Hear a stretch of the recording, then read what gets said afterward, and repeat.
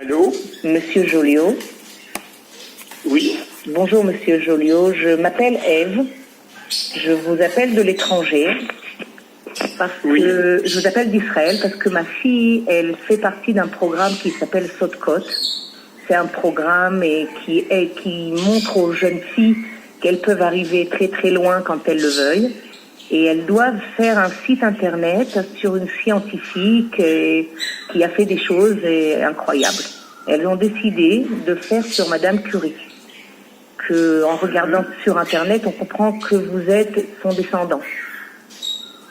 Oui.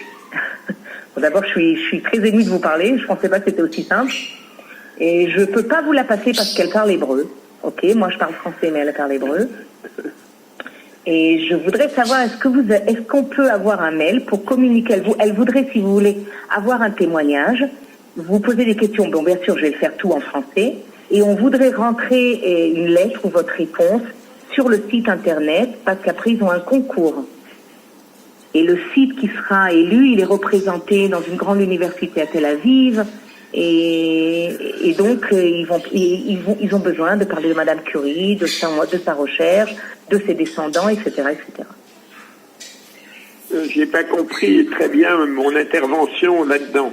Elle voudrait avoir un témoignage avec quelqu'un de sa famille sur Madame Curie.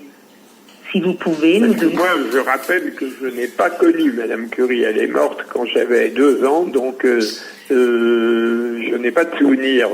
Donc, ça m'est difficile de donner des souvenirs personnels et tout ce que je peux dire, c'est quand même essentiellement ce qui est écrit dans les innombrables documents concernant Madame Curie. Donc moi, je n'ai pas, si vous voulez, de témoignage personnel. Le vôtre, en fait, le vôtre serait un témoignage en tant que descendant de Madame Curie. Elle voudrait mettre ça dans leur site internet, et parce que vous êtes un de ses descendants par rapport à ce que vous êtes. C'est différent. Je peux prendre quelque chose de Wikipédia ou d'un livre. C'est pas la même chose quand quelqu'un qui descend de cette très grande madame et donnerait un témoignage, quelques mots sur ce que vous savez et comment elle était représentée par rapport à ce que vous avez entendu, même si c'est pas des souvenirs. Écoutez, moi personnellement, je suis désolé, mais j'ai vraiment... ça m'est difficile d'intervenir autrement que pour dire des banalités, si vous voulez. Donc, et de toute façon, je ne suis pas un grand...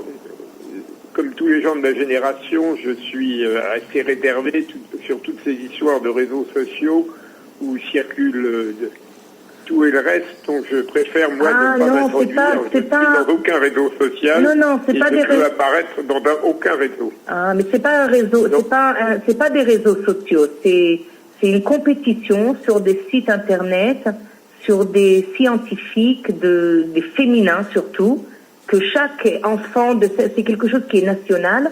Chaque enfant ou groupe d'enfants choisissent leur scientifique et font un site internet qu'elles apprennent à faire. Mais ça ne circule pas nulle part. C'est pas quelque chose que Chaz Veshalom, on va pas prendre votre lettre et le mettre dans un journal ou quoi que ce soit. Aucun rapport. C'est uniquement... De toute façon, ça a toujours été un principe dans ma famille. Okay. Aussi bien depuis Marie Curie que mes parents que moi, nous sommes opposés à tout ce qui est compétition. J'ai horreur de la compétition. Donc si c'est une compétition, c'est vraiment ce qui tue la science actuellement. C'est la seule chose que je pourrais dire, c'est que je ne veux pas participer à quelque chose qui encourage la compétition. La science moderne, contrairement, et ça vous pouvez le dire à votre fille, contrairement à ce que l'on dit, Pierre et Marie Curie, c'était pas la compétition qui les intéressait, c'était la science. Alors que maintenant, on essaye de pousser les jeunes systématiquement à être meilleurs que les autres. Et ça, c'est pas comme ça qu'on fait des gens créatifs, c'est comme ça qu'on fait des gens qui sont toxiques. Donc moi, personnellement, tout ce qui est compétition, j'y suis opposé. Bon, ok, monsieur, ok. Ben, non, mais il y a beaucoup de... Je suis désolé, mais vous vous avez raison.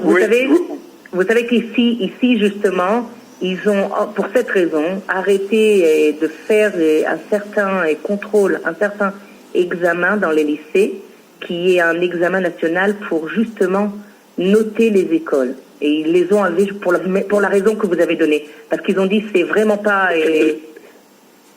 Entendons-nous, je ne suis pas contre les examens, je ne pense pas qu'on peut se permettre de se passer, mais ce que je conteste, c'est de mettre en permanence les jeunes dans la situation où on leur demande de prouver qu'ils sont meilleurs que les autres. Qu'ils essayent de prouver qu'ils sont bons, c'est déjà beaucoup. Mais oui, non, je moi, personnellement, j'ai compris. Donc, si vous voulez, je suis...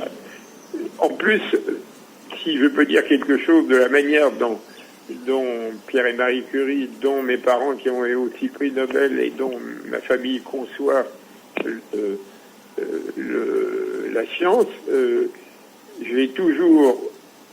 On nous a toujours poussé à essayer d'être bon, mais le but n'était pas de prouver qu'on était meilleur que les autres. J'ai compris. Ok, j'ai très bien compris. Ok, bon, je vous remercie.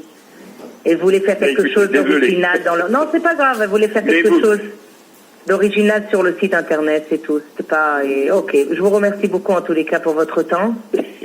C'est un honneur quand même. Moi, j'ai grandi en France, donc j'ai grandi sur Madame Curie. Effectivement, vu votre maniement du français, vous avez dit... Oui, moi j'ai vécu en France, j'ai grandi en France, j'ai étudié en France. Donc voilà, pour moi c'est un honneur de parler avec un descendant de Madame Curie, qui était une très très grande dame. Et je respecte votre opinion, votre avis. Je vous remercie pour votre temps. Merci beaucoup. Au revoir. Au revoir.